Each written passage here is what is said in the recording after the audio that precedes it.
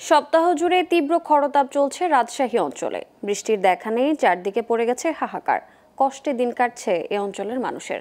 সবশেষ গত 14 এপ্রিল মাত্র 0.2 মিলিমিটার বৃষ্টিপাত রেকর্ড করা হয় রাজশাহীতে। এরপর আর বৃষ্টির দেখা নেই। মঙ্গলবার রাজশাহীর সর্বোচ্চ তাপমাত্রা রেকর্ড করা হয়েছে 40.2 ডিগ্রি সেলসিয়াস। ছড়িয়ে পড়ছে গরমজনিত বিভিন্ন রোগ। এদিকে গরমে বাড়তি সতর্কতা অবলম্বনের পরামর্শ ডাক্তারদের। যখন আমরা বাইরে যাচ্ছি, বাইরের লোকদের প্রতি আমাদের পরামর্শ থাকবে, আপনারা যখন বাইরে অবস্থান করবেন চেষ্টা করবেন আরামদায়ক এবং ঢিলেঢালা সুতির জামা কাপড় পরিধান করতে। একই সাথে বাইরে যাওয়ার ক্ষেত্রে ছাতা ব্যবহার করবেন অথবা মুখ, মাথা এগুলো একটি কাপড় দ্বারা আপনারা আবৃত করবেন। এবং আপনাদেরকেও আমরা বলতে চাই, আপনারা প্রচুর পরিমাণে পানি এবং ঠান্ডা জাতীয় পানি জাতীয় খাবার গ্রহণ করবেন।